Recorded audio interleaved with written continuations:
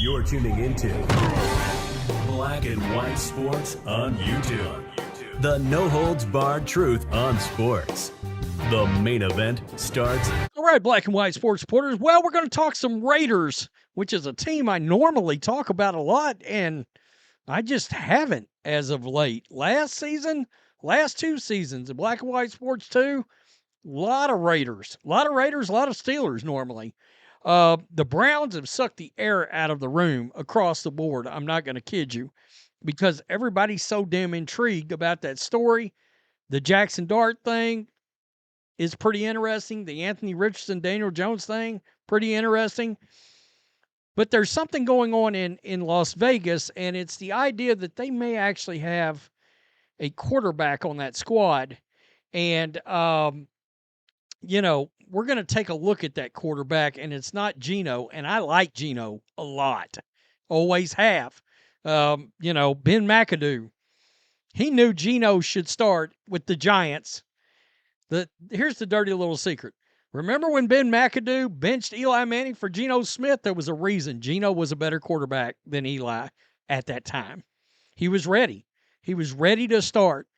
And there's a world where Geno Smith may have been the starting quarterback of the New York Giants for the last 7 or 8 years. Whenever it was that he got benched, Eli, that's how long Geno could have been there.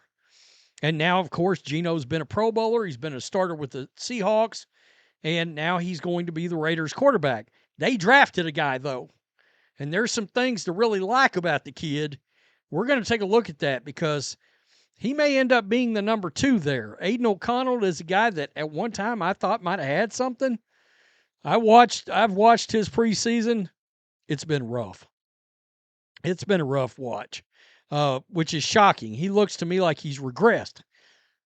Let's start here with the Raiders because evidently they are being called the front runner for Trey Hendrickson, and I got to tell you, the Bengals are playing with fire in Joe Burrow. You can tell he's irritated. What the frick? I almost did it.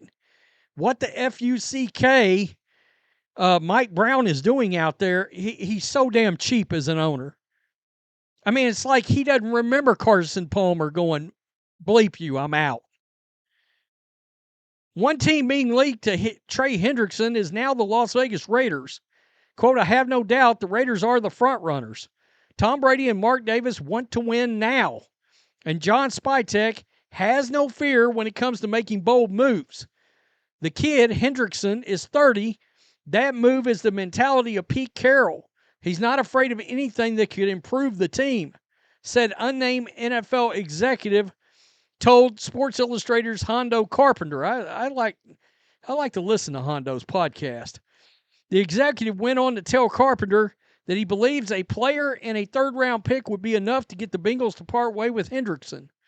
The Raiders have Max Crosby, but could still use more help on their pass rush, so their interest in Hendrickson makes sense. Owner Mark Davis and Tom Brady, who's now a part owner, are looking to win fast. Pairing 2 of the best pass rushers in football, certainly a way to increase their chances. Well, it makes sense because of why. Look at the 3 quarterbacks in the division. Patrick Mahomes, Bo Nix, and Justin Herbert, all who have some mobility. And who knows how good Bo Nix is going to be. He looked really good as a rookie. We know what Patrick Mahomes is. I mean, hell, how many Super Bowls? And then Justin Herbert, 2 of the top 6 guys in the league go headhunting after quarterbacks. I mean, it does make sense. They can't beat you if they can't make a pass. We forget how good Dwight Freeney and Robert Mathis was for the Indianapolis Colts at one time. You don't often see teams with these multiple passer. The New York Giants has got 4 of them this year. So, I mean, good luck to the NFC East. I can't wait to see that at work. But you get my point. It makes some sense. It does. A lot of it depends on how much do you believe in Geno. I've said, look, I think the Raiders are going to surprise some people this year. Pete Carroll's a massive upgrade, kind of like the Patriots upgrading to Mike Vrabel from Gerard Mayo. Pete Carroll, a massive upgrade from Antonio Pierce, who I actually thought was going to work out at one time, but coaching is a lot like guys coming out of college. If they don't have a lot of coaching experience, I would no longer take a shot on you. I wouldn't. These guys that's got a year or two as a coordinator or something, nah, you're not getting a head coaching job that quick. You aren't. I want some guys that's got some pedigree to them. So, the 6th round quarterback, where have you heard that before? Of course, Tom Brady is there, minority owner. A 6th round quarterback, and I watched him play already, guys, and I thought, this kid has a little something. He got a little something. And it should, I think, excite Raiders fans. He gave me the same feeling that I got from watching Brock Purdy his rookie year. Russell Wilson in preseason. Remember? It was supposed to be Matt Flynn. And you could tell right away with Russell, oh, shit, no, he's a starter right now as a rookie. It's a thing.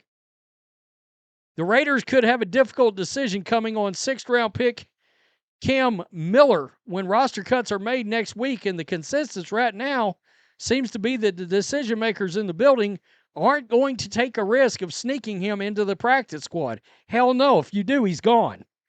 Somebody will grab him. Miller impressed in his first preseason game.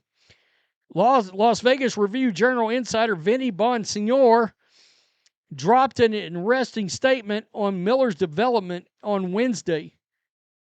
Miller has made a strong impression on the coaching staff in terms of growth at training camp. Quote, I was talking to somebody in the organization.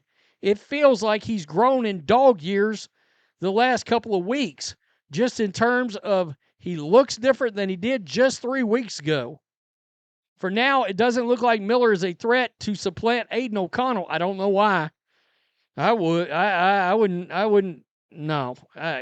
Nothing out of O'Connell that I've seen in preseason would have me move him ahead of getting Miller the reps. I mean, honestly, what's the upside? As the team's number 2 quarterback, but it definitely feels like only a matter of time. Yeah, like whenever cutdown day is.